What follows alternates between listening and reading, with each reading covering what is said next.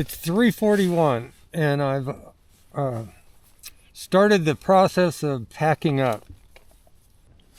The tent was 13 degrees in the tent this morning. It was 13 degrees. Let's see if I can show you this. I don't know if you can see, but the tent is lined with frost. The outside of the sleeping bag was covered with water that condensed on it. So I had to start the process of packing up by wiping down my sleeping bag with a camp towel, because I need to try and keep it dry for the upcoming evening. It was cold enough yesterday that my shoes stayed dry, and so I didn't have to keep them in my sleeping bag. If you have wet shoes and they freeze, it's almost impossible to put them on in the morning. I missed the shelter last night. I walked right past it. If there was a sign for it, I didn't see it. The shelter was not right on the trail. It was off the trail 100 yards or so, and I just didn't see it. So I stealth camped. I'm sleeping on snow tonight, or I slept on snow last night. And the wind is picked up. I can hear it howling at times. It comes in like ocean waves, you might say. It's not even 4 o'clock in the morning. I hope I can get on the trail by 4:30, get everything packed up and get moving. And hopefully I won't miss the shelter tonight. So I'll talk to you later today.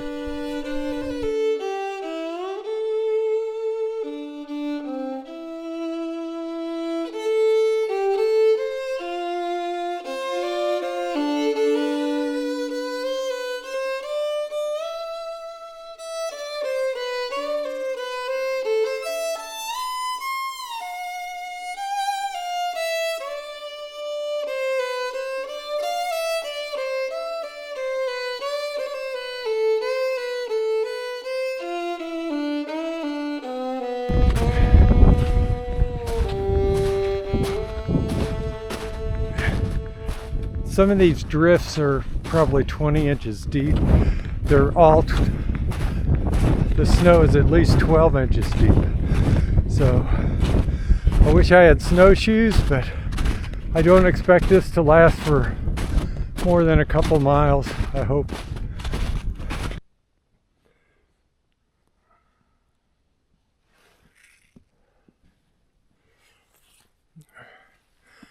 Looks like we'll be traveling along a kind of a knife's edge of a ridge.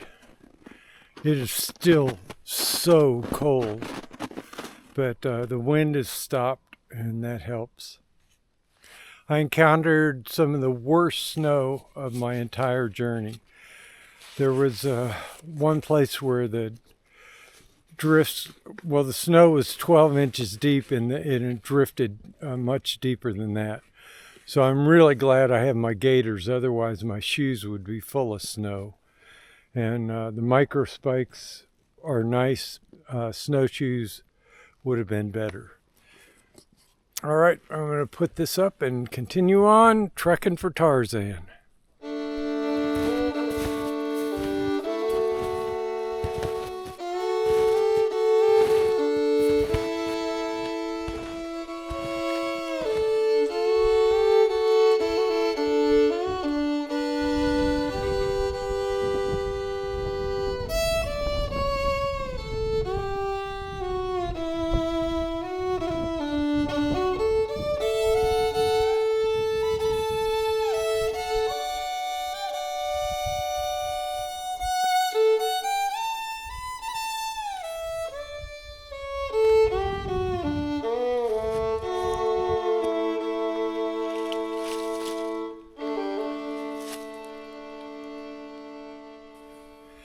As I proceed south, the woods are more and more affected by that Hurricane Helene. And this is the kind of stuff hikers are going to expect to see when they pass through this region, there's going to be 150 or 200 miles of devastation. And nature's not always pretty. Also, I wanted to point out that the trail here, a lot of it is devoid of snow. Whereas 45 minutes ago, I was up on that ridge and I was walking through 12-inch snow with drifts up to my knees. And the temperature was significantly colder. So it just goes to show you that weather is up and down.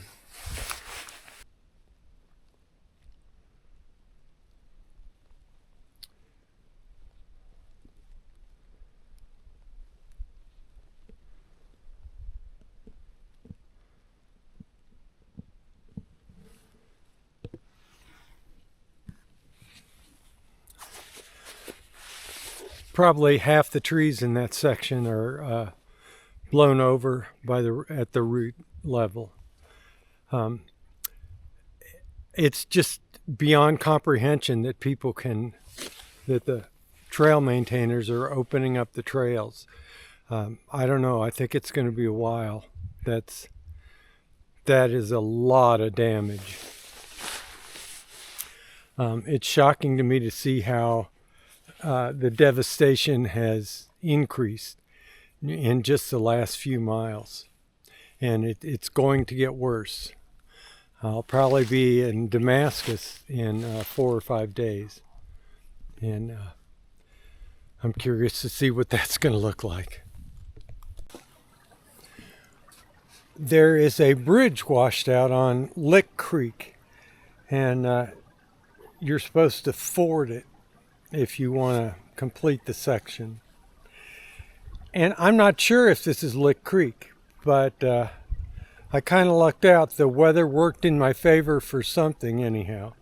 The ice on this creek is so thick I just walked across it. So there are places where the ice is thin, like where the water's running. So anyhow, that made for an easy crossing on that one. We'll see if this is Lick Creek. Maybe there's another stream up ahead that's bigger. We'll see. Well, that was not Lick Creek that I showed you earlier. This is Lick Creek.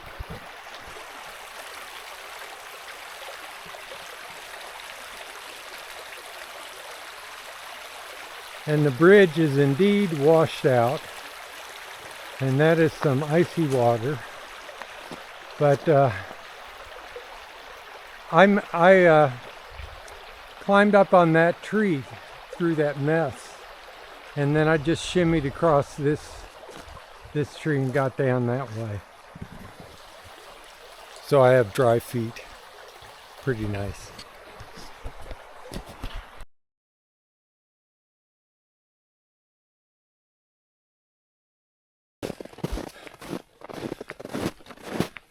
So I'm traversing some private land, and they've allowed the AT to go through it, but you can't camp here. It's a 10-mile section.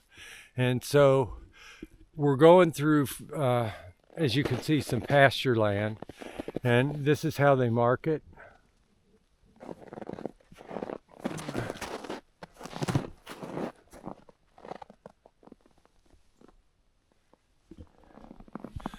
They wrap the poles in barbed wire because the cattle like to rub themselves on it, and it causes the poles to break.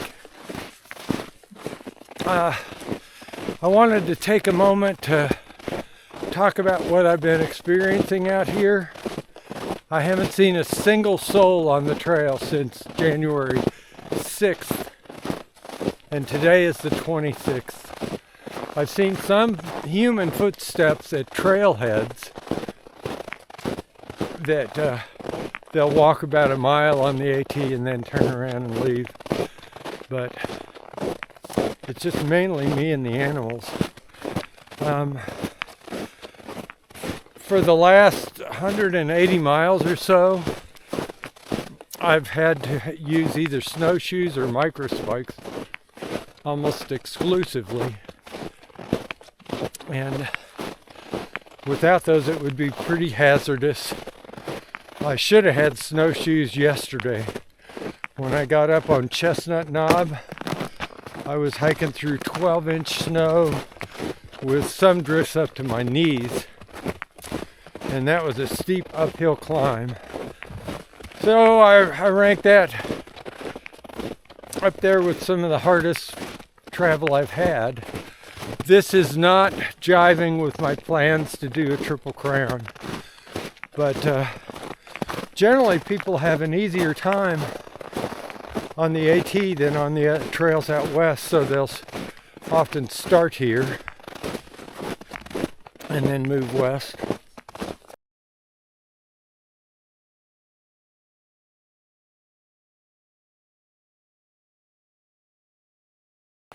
It's not always the case, but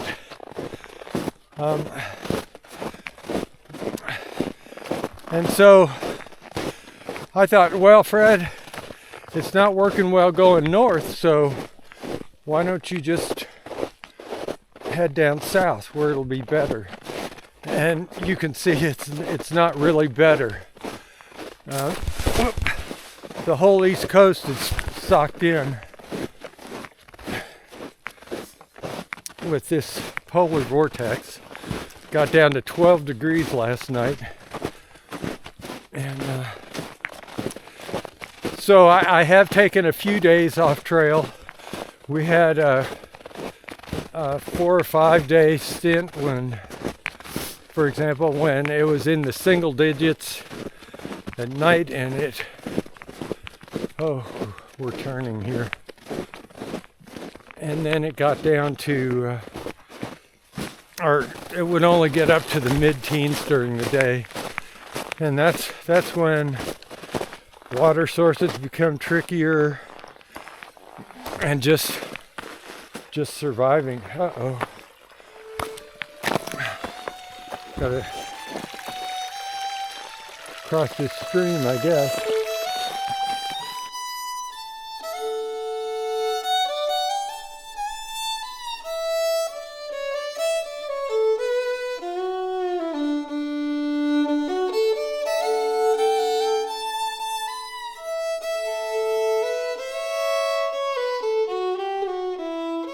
This is what I'm talking about. This is my kind of winter hiking. It's in the low 20s, which I've told you is really nice hiking temperature. I've got dry path, no micro spikes. Oh, I hope this holds out for a while. Today is actually the 26th. So yesterday I was mistaken. I've often said that if I ever have a head injury and they do those questions, I'm going to flunk whether I have a head injury or not.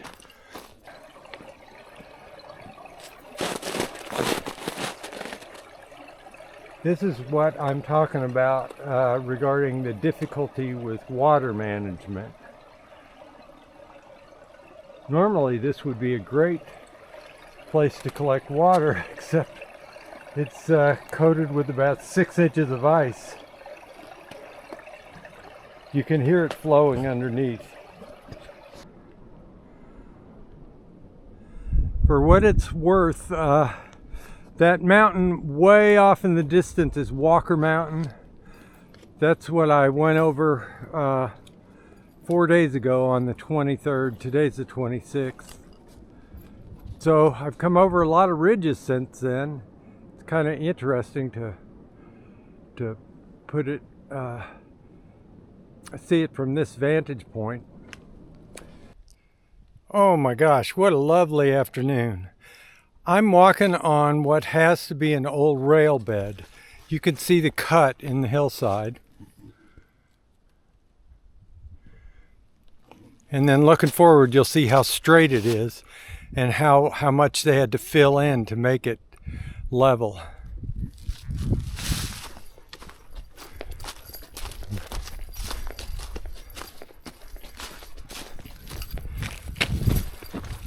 I think it's fascinating to find these little relics from the past. No telling how old this rail bed is, but it was a major project to put it in. And it was probably back in the day when they had horses to do the excavation. But today will be hopefully a 25-mile day if I make it to this shelter. Might have to have my headlamp on before I get there. Over and out.